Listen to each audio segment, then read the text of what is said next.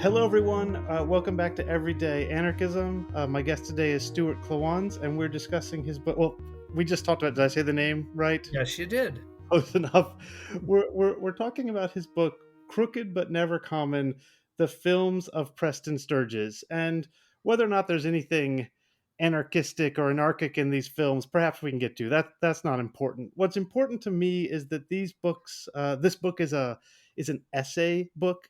It's a movie that treats Hollywood cinema as something in the realm of ideas, and it's in the tradition of Stanley Cavell. My first academic work was on Stanley Cavell, and maybe people don't count Cavell as an anarchist, although I do. But this thread of ideas that I associate with anarchism comes from people like Emerson and Thoreau, and is very alive in Cavell. Maybe not so much alive in Preston Sturges, but we can talk about that. Stuart, can you tell us first who you are and how you came to write this book? Well, first of all, Graham, thanks for having me. I appreciate it. Uh, my name again is Stuart Klawans, and for 32 years, I was the film critic of The Nation magazine. I've done other things as well. Uh, and Over the course of years, one of my enthusiasms has been the films of Sturgis. I worked for a long time on this book. The germ of it really goes way, way, way back. It was in the early 70s, around the time when Sturgis's films were being revived by a guy named Tom Luddy, really important guy in American film culture, who at that time was at the Pacific Film Archive. He really built up the Pacific Film Archive, and he was programming Sturgis and reviving interest in him. It was around that time that my oldest friend in the world, a guy named Ronald Klein, may his memory be for a blessing, mentioned Sturgis to me. And when he saw that I was unfamiliar, he explained in a few words what Sturgis was about and pressed into my hands his own very well worn copy of Andrew Sarris's The American Cinema so that I could read and learn. Uh, Ronald knew that I was a film fan. He was shocked, though, that I didn't know about Sturgis. A little while ago, a little while after that, this was in Chicago. Sturgis was a native of Chicago. Ronald and I were natives of Chicago. It's an important place for the history of anarchism, too. In any event, No doubt about that. no doubt about that. I saw my first Sturgis double bill. It was at the Biograph Theater, which at the time had been converted into a revival house. So I saw the double bill of The Lady Eve and The Palm Beach Story. That was enough to blast me out of my seat and make me a Sturgis fan for the rest of my life. But it also set me to trying to puzzle out what was going on in these very brilliant movies and unbelievably funny movies. It was clear immediately that Sturgis had an extraordinarily consistent mind. The films were absolutely coherent. Everything had been thought out. The craftsmanship, in many ways, was ideal, but there were obvious loose threads left hanging. And I thought there must be a reason this loose thread is left hanging because nobody who would make this would leave a loose thread hanging just by neglect. It couldn't be. So over the years, I tried pulling on the loose threads. Also, I saw Sturgis movies again and again. I read about Sturgis. There's quite a good literature about him. I don't want to make it sound as if I'm the first person to write about him. Very far from it. So I read, I learned, I studied, and I tugged at these loose threads. Uh, Eventually, I wrote this book, which which schleps the reader through all 10 of the major films that Sturgis made. From 1939 to 1943 at Paramount, he wrote and directed 8 features. An unbelievable productive streak. He was considered to be the first writer director of the sound era in Hollywood. He went out in a blaze of glory and also fury at Paramount, and made a couple of films after that. He made one independently with Howard Hughes, which was a mistake. And then he made a final film that he wrote and directed, a final major film he wrote and directed at 20th Century Fox for Daryl Zanuck. And he did a couple after that, but the decline was steep and heartbreaking. Anyway, the book, Crooked but Never Common, a title taken from a line of dialogue in The Lady Eve.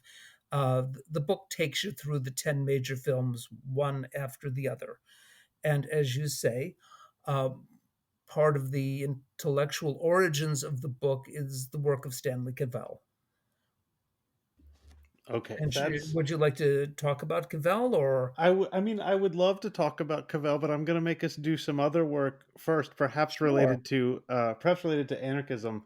I Okay. mean, I mean, I have been thinking about this as I've been planning this episode. I've been thinking the people who listen to this podcast and who are mostly here to learn about Kropotkin and David Graeber may be surprised that we're having this conversation.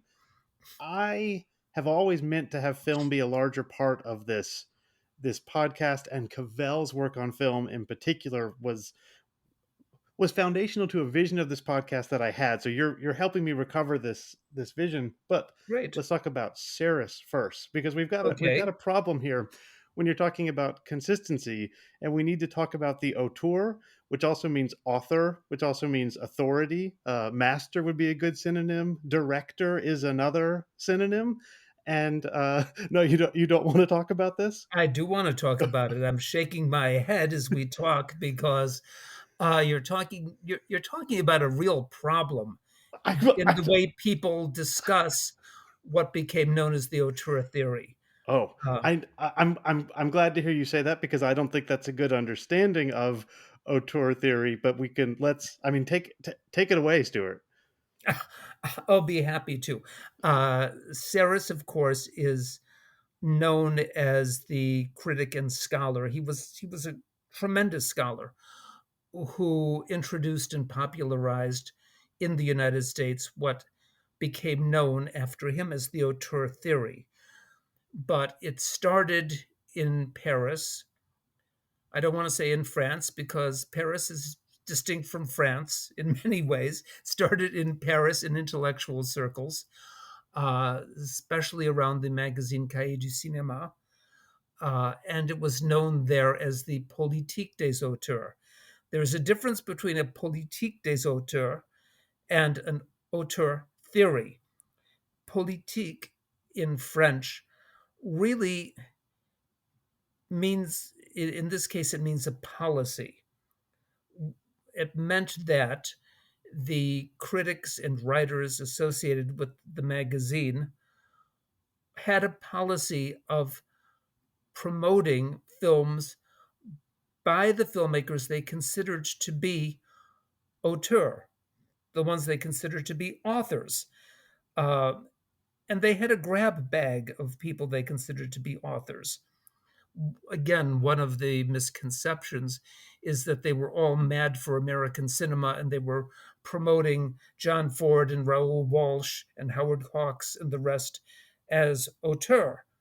Uh, Actually, in the first manifesto of auteurism, which Truffaut wrote, all of the authors that he mentioned, and actually, he didn't mention them. He gave photographs of them, and they were just in captions. There was a caption that said, "The authors," and it was Jean Renoir, "The authors," and it was Jean Cocteau, "The authors," and it was Max Ophuls. So he didn't even name them as authors. He just showed them as part of this very elaborate diatribe against the way the French film industry was constructed at the time. But they were all French. Everybody, well, Max Ophuls was French by having wound up there, okay? But they were all making films in France. So it was a promotion of their favored filmmakers, the ones who they thought rose to, if you don't want to say an auteur, you can say an artist, the ones who rose to the level of real artistry, the ones who were not making films because they weren't getting their novels published or they couldn't get a job in the theater. The ones who were making films because they believed in making films. This was the way they expressed themselves. And they were making great art in film. So that was the politique des auteurs. Later, it gets schlepped over to the United States. It becomes an auteur theory. And the theory becomes summarized in a tautology, which is that the author of the film is the director. Hmm. Okay, that's merely substituting one word for another. So that's pretty much an empty exchange, right? And it's missing a lot of what was animating uh, Truffaut and other people who adopted this way of thinking. And what was animating them in a large way was in a way a protest of individualism against industrial society and mass marketing. They were looking at uh, studio filmmaking in general. In France, they were looking at it in particular, their studios, which they thought were utterly corrupt in many ways were. They were like corrupt differently from the way American studios were corrupt. Uh, they were looking at putting forward a personal, individual expression um, rather than mass marketed industrial culture. So that was a large part of what was going on here. Now, you could say that that's that's a romantic initiative, and you could say that it's a foolishly romantic initiative. Truffaut himself commented, and I don't know the limits on the use of language on your Go podcast, but I'm just say going to whatever go you would for it. like. Yeah. An anarchist podcast, you should say what you want, right? Yes. The correct translation is Truffaut said, "We said that the American filmmakers should be freed from their slavery to the studios. We didn't realize that once they were freed, they would make shit."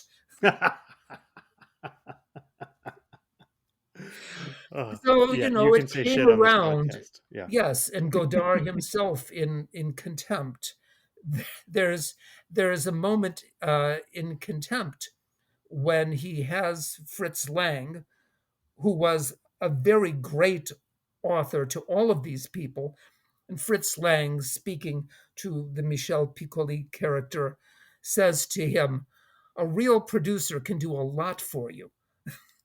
So it was an admission with by a god of cinema within Godard's Contempt that there were things that went on in the studio that actually were helpful, that were productive. In other words, it wasn't a simple individual against industry proposition.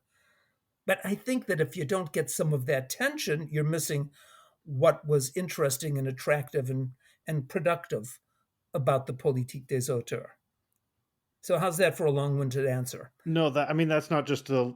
I mean, maybe it was long winded. I didn't think it was that long winded. I thought it was perfect, and that takes me exactly. It's just that we agree, and so I'm so pleased to hear that because this word auteur gets thrown around now, and it is synonymous not with director, but more or less with dictator. If someone is an auteur, it means they are in complete control of everything. That's what when I see the word auteur used in film criticism, it's as if these films are being manifested by this single individual. It completely misses the tension that's been inherent in this term all along. And with all that said, I thought we could turn to Sturges now, if you're ready. Maybe we'll get to Yeah, Cavell later absolutely. and talk about him as a quote auteur, which in some sense, you have to talk about him as an author in this sense to do this kind of book. In other ways, you want to avoid, of course, the whatever the vulgar version of auteur theory. But the first thing that stood out to me in your book was this parallel between one of the great dictators of American cinema, Orson Welles, and Sturges as the two writer directors at the very beginning of the Hollywood system, and how one of them is still legendarily this dictatorial, powerful, singular figure who bestrides cinema history, and the other is a, I wouldn't say forgotten, but let's say a much less trumpeted maker of some diverting comedies, which is not how I read Sturges, but that's how I see him read. And I was picking up on that tension in your book, and I thought you could talk about that as well. I'd be happy to, with the exception that I don't consider Wells to have been a dictator in any way. No, I don't. I Um, don't either. But he's when that is the like I that know stupid it's an Mank film. image. Yes, exactly. It's an image, and then there's the image of him as the self-defeating dictator, which is also Even more false. it's also false. You are right that Wells gets a lot more respect in general for his films than Sturges does, but that's because we have inherited a hierarchy of genres that's been around for a couple of thousand years. It's a hierarchy of genres in which epic and tragedy are at the top, and comedy and satire are at the bottom. And in the middle, you've got romance, not kissy kissy romance, but romance in the sense of tales of knights going out into the forest and searching for the grail and encountering some witch, that kind of romance, right? Uh, so it's a hangover, that a cultural hangover, that comedy in general doesn't get the same respect as an historical drama or a tragedy. So Wells, on that level, just gets more respect than Sturges. Wells was also a great visual artist. Sturges, I argue in the book, has to be understood as a visual filmmaker. And I keep arguing in the book, you have to see him as a director, not just as a writer. There's the knock on him that he was a great, great dialogue writer. Nobody disagrees with that. But then people say he was only a dialogue writer, or he was only an engineer of plots. And they don't get just how much everything he did relied on his visual sense. That said, not all visual filmmakers are on the same level. And there's no question Wells was is way, way, way above Sturges in the images that he could put together. Um, so there's a preference for Wells among many people that way. But Sturges absolutely deserves respect, and for people to take the comedy seriously, because comedy isn't funny if nothing's at stake. If nothing in the comedy matters, if it's all just meaningless, then how funny is it ultimately? You have to feel that something's at stake. You have to care about what's going on for it really to be funny and for it to hit and for you want to watch it again sometime. So, now where does this take us? You tell me, because I've Okay. lost the plot now. No, that's good. Well, I guess the next thing to say is, I'll bring Cavell in, and I do want to get to the films at some point, and I don't want us to go for more than an hour, but this is where we get to Cavell, Yeah. and the concept of the essay, which I mean this doubly, in that I took your criticism for The Nation as well to be in the essay format, which means it's probing, it's searching, it's not definitive and authoritative from the beginning, but it explores, it finds puzzles, loose threads, as you say, it works through them. It may or may not arrive at a concrete answer, but it shows the process of exploration in the writing, and then which is the writing that Cavell does and the writing that I value so much. The other thing is that Cavell says that certain films are like this, are essayistic, are working through ideas. And Sturges is in your reading and in my reading as well, an essayistic filmmaker. So we've got the essayistic filming tradition, we've got the tradition of essayistic film criticism coming together in your book, and have I said this already? The book is just superb, Stuart. The book is just Thank you, superb. Graham. My Thank you. my my It's wife called and I. Crooked but Never Common, and it's Yes. available for sale. Thank you. I really appreciate it. Yes. Thank you. My wife and I are rewatching all of the Sturges films. We haven't quite gotten through all of them since we got the book, and I'm reading the essays and just through. I mean, it's taking me back to watching these films as an undergraduate and reading Stanley Cavell more than 20 years ago, and that's why I could not pass up the chance to talk through all of this. Well, thank you so much. Look, let's just mention Cavell's book called Pursuits of Happiness, Hmm. The American Comedy of Remarriage. That's the book in which Cavell invented a genre, the comedy of remarriage, for one reason, so that he could figure out how a film genre works. Hmm. Construct your own genre and see what's involved in it, right? But he also gave brilliant analyses of a number of classic Hollywood comedies: The Awful Truth, The Lady Eve, His Girl Friday, and so forth. One of the origins of my book is trying to puzzle out why he didn't include the Palm Beach Story, Hmm. which is so clear. It so clearly fits all his criteria for the genre. Nevertheless, uh, what what Cavell proposed was that films can be, they're not always, but they can be reasoned arguments about matters that are of genuine concern to people. That shouldn't be so shocking to us because even in the studio days, it took a long time to make a movie. Many people who were manifestly intelligent worked on it, and it was a big investment of money. So it shouldn't be shocking that people actually thought their way through these things, right? So Cavell says that with these various films, you can read them. You can read them as the unfolding of an argument about some matter of real concern. Sturgis becomes very interesting because he is the first person in Hollywood, in the sound era, to direct films based on screenplays that he wrote himself, he and he alone. The way it used to work was the producers would assign a project to a whole team of writers. There would be a relay team, in fact, and you wouldn't even know how many different writers had worked on a script. Sturgis's scripts are the work of one mind, and then that same mind puts them on the screen as a director. So if you suspect that there can be an intelligence in Hollywood movies working out an idea, thinking the way through things, then Sturgis becomes really interesting because he's pretty much the first person where it's an individual who's doing that. Not that he's making these things all on his own, because his relationship to the industry and all the different people at Paramount in particular is vital.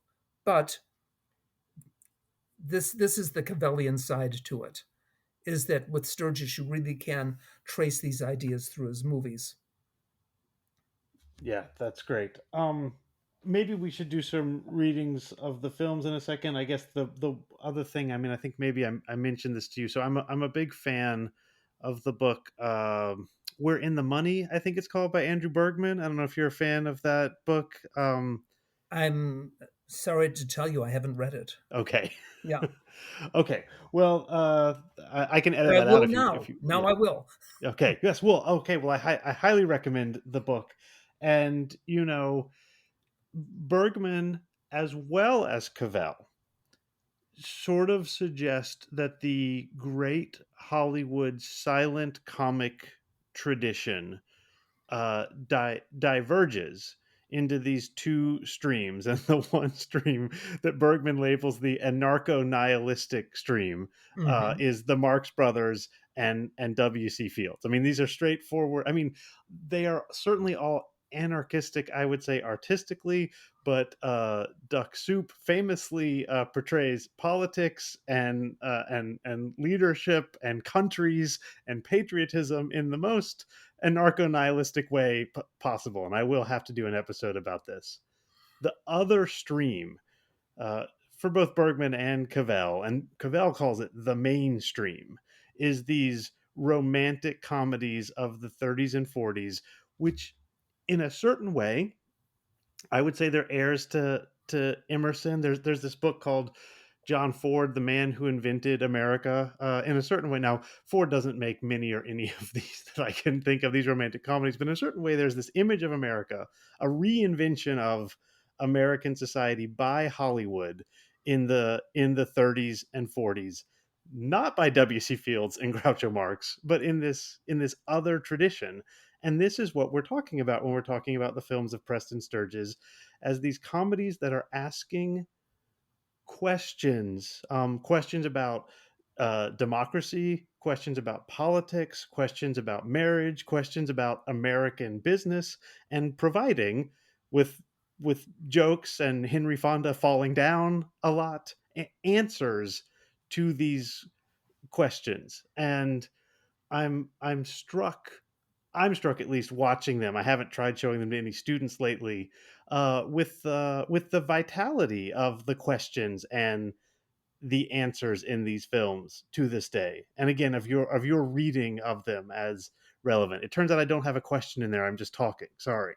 Oh, please talk. But um, when the films came out, um, critics, including James Agee and Manny Farber, were very harsh on Sturgis. I mean, they were greatly admiring of him because they could see what he was contributing, but they were also harsh because they thought that somebody who was that talented should really have had the courage to come right out with the strong answer about what is to be done. Yes. In a way, Agee and Farber were what is to be done people. Um, Sturgis wasn't, and I think this is the point to mention that he was a rock-ribbed conservative anti-New Deal guy. He was not in any way. He was the opposite of Wells in that sense. Wells was a popular front artist.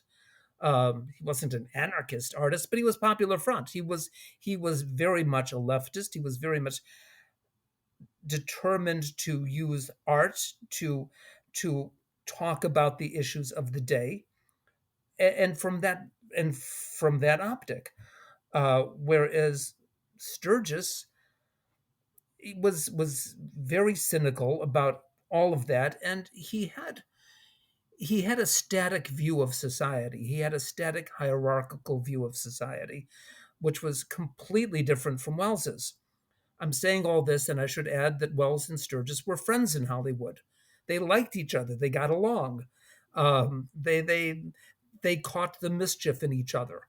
Um, but but when we're talking about this issue in his films, yeah, I just want to say that he dissatisfied people by not coming out with strong answers.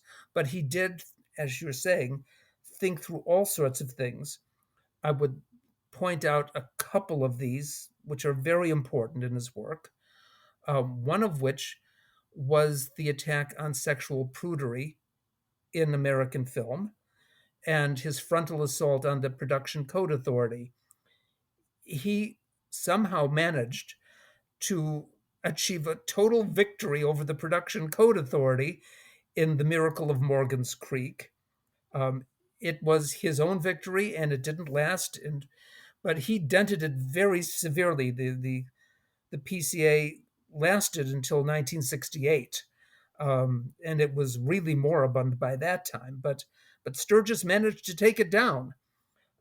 So there was that. He was very much against sexual hypocrisy in films, and in the Palm Beach story, mounts a concerted attack on monogamy itself. Uh, it's shocking how much he got away with that. Again, the Production Code Authority tried to stop him on that one because they saw very clearly that the movie was about marriage as a form of legalized prostitution and a woman asking why she shouldn't be reimbursed properly for for what she was bringing to the world.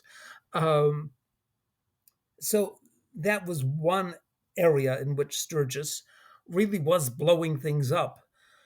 The other one, very notably, and this is really confined to one film, but it's so remarkable that it has to be talked about.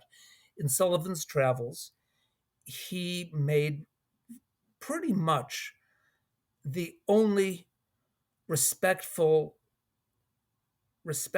dignified portrayal of Black community life that you can find in classic Hollywood.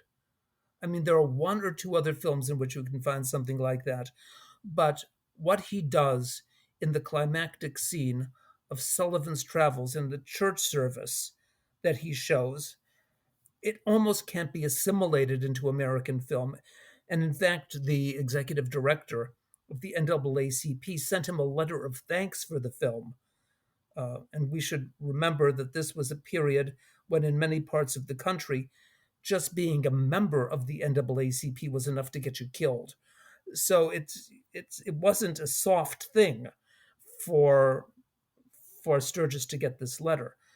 That isn't to say that elsewhere Sturgis avoided showing Black characters as menials and as jokes, because unfortunately he did.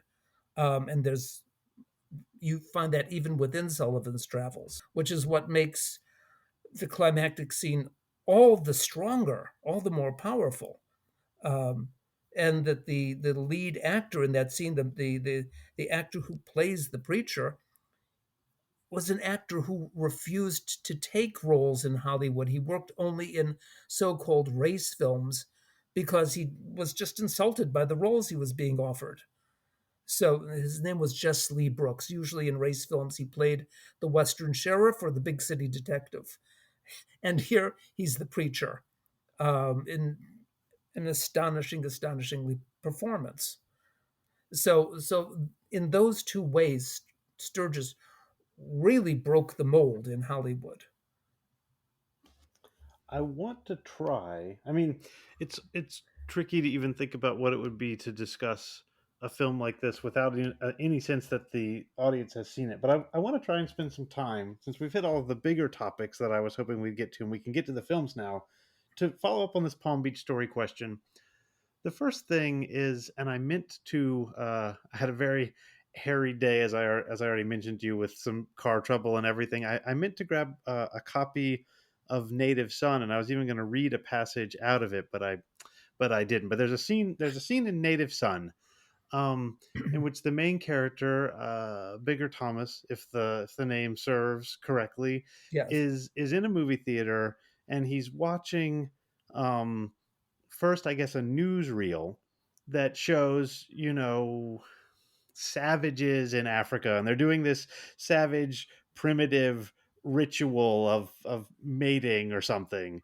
And then it cuts to, I think it could be the film, but I think it's another newsreel that's about, American socialites. And the American socialites are in a ballroom and they're all dressed up in a way that's very foreign to Bigger, and they're dancing together, and it's men and women, and Bigger just thinks, wait a second, there's actually not a difference between, the way that we handle mating. I mean, it's a bunch of people and they put on clothes that look silly and they do a very artificial dance and they somehow end up exchanging the women. And this is supposed to be something that savages do, but from it's very clear to him that that's something that the wealthy do as well. And as I was reading your essay about Palm Beach Story, which really is about sort of trading women around for money and eventually even trading men for money, I took to be this very similar anthropological insight to the one we find in Native Son. And as I continue rambling on, I'm working right now on David Graeber's book Debt, in which he says that many or most, whatever you want to call them, traditional societies is the polite term now, or people say indigenous societies, trade people in what he calls games of sex and death. And it's this sort of thing. He's talking about this sort of exchange of women, never outright for money in a way that resembles prostitution, but always somehow kind of like money in a way that kind of resembles prostitution. And every society has a reason and an explanation for why it's not actually prostitution.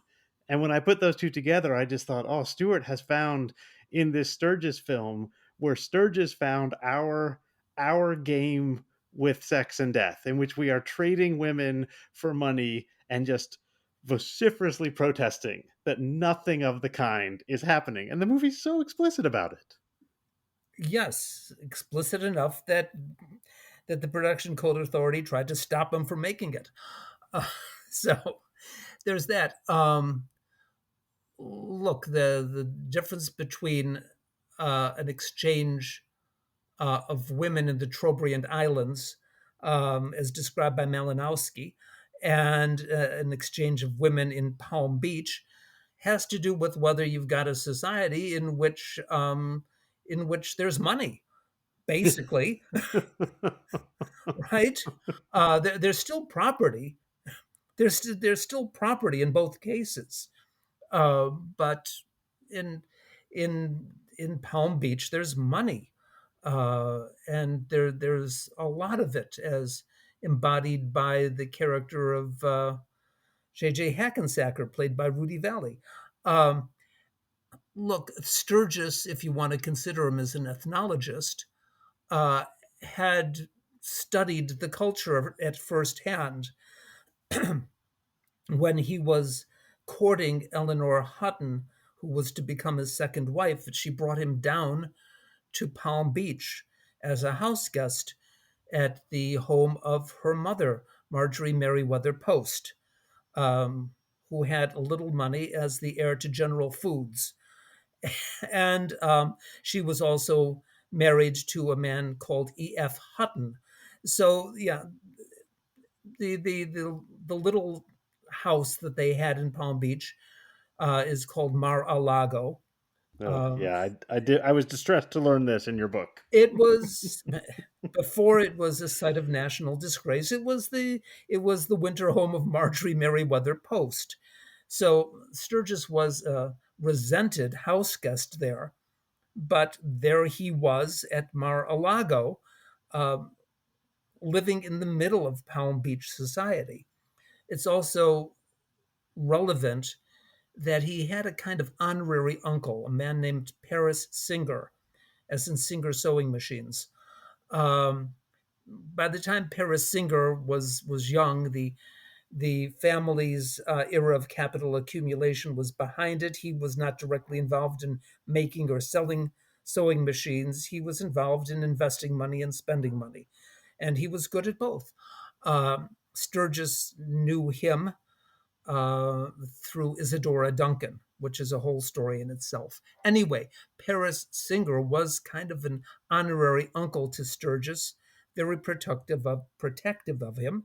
And Paris Singer is one of the people who built up Palm Beach as this very elaborate resort area for the very, very, very rich. So, on both levels, Sturgis he'd done his ethnological research. He knew who these people were. He had observed them. He knew how it worked. So that's to your point about Bigger Thomas's insight.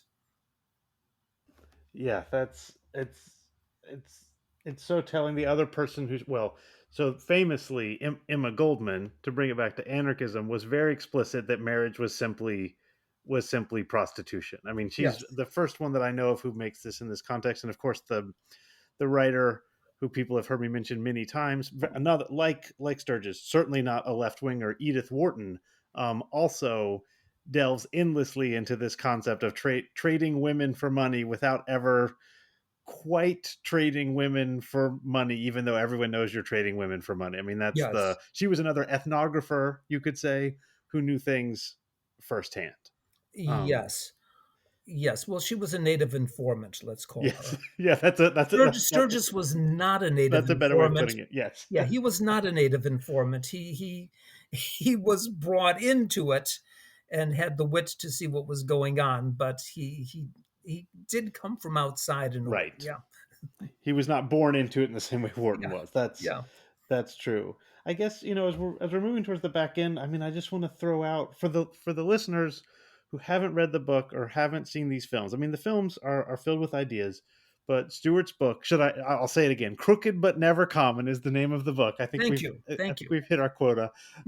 It's uh if you are so many of the things that get talked about on this podcast that animate me, that I'm obsessed with, you you know compellingly, convincingly read Sturges as being interested in them. So what is the relationship between bullshit and American business is really the subject of this film, Christmas in July. Or the question, say, of is there a great chain of being? Does everyone belong in their place? Is there a natural hierarchy of society? So, well, Sullivan's Travels, you argue, is not about making comedies. It's much more about if there are certain types of people who belong in certain places. And of course, this film, The Great McGinty, is absolutely about what is the New Deal? Is it good? Can politics ever make a difference, or is it merely a cynical front for the wealthy? I mean, if you are interested in these questions, and if you are listening to this podcast, I know you're interested in these questions, or you would have abandoned this show long ago. These are films that ask these questions, give either interesting but inconclusive answers, or sometimes maybe almost no answer at all, but ask them, raise them, and are as fun and funny as any movies ever made. And if you're interested in these issues and you don't feel like reading Karl Marx or something, you can watch a Preston Sturges film, and in my opinion, you'll learn more. Well, uh, I'm not going to I'm put not a big down fan of Marx, Marx, sorry. who was let's not put down Marx, who was one of the sharpest satirical writers ever. He had his way with the wisecrack, but Yes, he could be very, I mean, the 18th Brumaire of, it's true. I should say Das Kapital, I suppose. That's the book that I can't handle. Marx could be very, very, very funny and cutting. uh, in Das Kapital that we read the lines that the flatness of a landscape may be judged by what is considered to be a mountain within it. The intellectual level of the bourgeoisie can be judged by their considering John Stuart Mill to be a genius. Oh, okay. All right. Marx is funny. He could Maybe be it's the when he wanted Marxists to I be. don't Yeah. like. Yes. Anyway, but again, about the sense of hierarchy, about the sense of a static society. Yes, the Great McGinty, the first of the films he wrote and directed, uh, is a film, as you say. You can read it as a very cynical take on the New Deal, but the film is supposedly set during Prohibition. It's supposedly set in the 1920s, but there's an air that hangs over it of the 1890s. So it's a film that's out of the gaslight era, and it has a lot of roots in Sturgis's native city of Chicago and in its old political leaders, Hinky Dink McKenna, for example. So it goes. It's the same thing in the 1890s, 1920s, and in the New Deal. It does reflect on the New Deal, but it's all one thing. And as the gangster lord of Chicago, called just the boss, played by Akim Tamirov, says at one point, if I'd lived in the old days in the old country, I would have been a baron living on a hill Yeah. and I would have robbed people. Here, I'm doing this. Yeah, John D. Hackensacker, who is John D. Rockefeller, obviously, he makes the same joke. She says to him, "Are you a burglar?" And he says, "Oh, you're thinking of my grandfather." Yeah, Meaning, pirate. She says, "You must be a pirate." He says, "No, no, that's my grandfather." yes. So I think we can leave the discussion of films there, and I just want to implore people to watch them and to read Stewart's book. And now just the question, is there anything else that you think we need to say besides just leaving the pleasures? I'm glad. I was a little scared. I didn't want to talk about The Lady Eve, because that is not just the best Sturges film, but one of my favorite films of all time. And I was not willing to try and do it justice as part of a as part of an hour-long conversation that covered many other things. But The Lady Eve is a film that I have watched over and over again, and always return to. So that if you're skeptical about this whole thing, watch The Lady Eve, and if you're still skeptical, you can read Stewart's chapter on it. But um, go ahead. It's always rewarding. I'll just throw in one last point very quickly uh, toward your definition of anarchic comedy, and it does have to do with Sturgis and his descendants. Um, there is a genealogy of Sturgis. He's influenced a lot of people.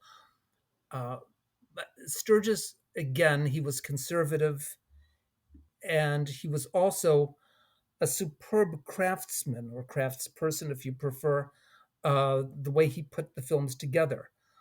But you do have a sense in his best work that you're in moments when things are really out of control. There is a loss of control in the films. Now, people talk about the Coen brothers as descendants. And of course, the Coen brothers made a film that, in some ways, uh, pretends to be the film that John L. Sullivan was making in Sullivan's Travels, or the one he wanted to make, "Oh Brother, Where Art Thou?" The Coen brothers took the title for their film. I don't want to knock the Coen brothers. I'm not their biggest fan, but I don't want to knock them. But the difference between the Coen brothers and Sturgis is that I never have a feeling in a Coen brothers movie that anything really is out of control.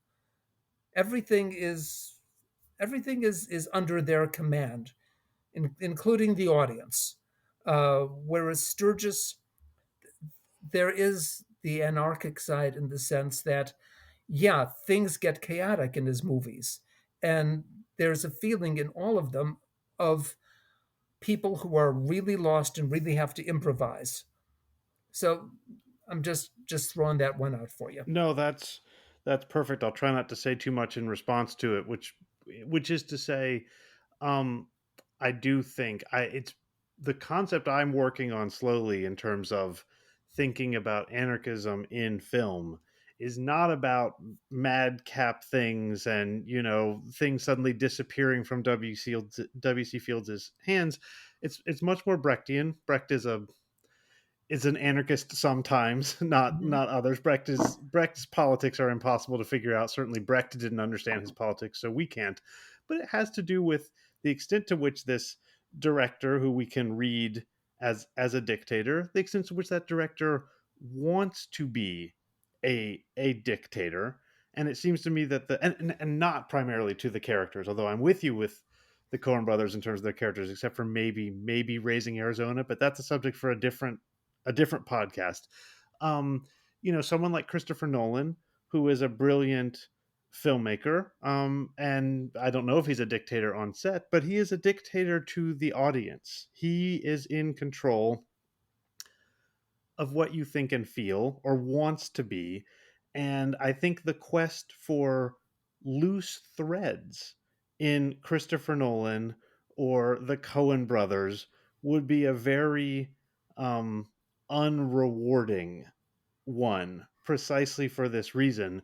I am also increasingly interested in, what we might call the transcendental style, if we want to follow Schrader, or slow cinema.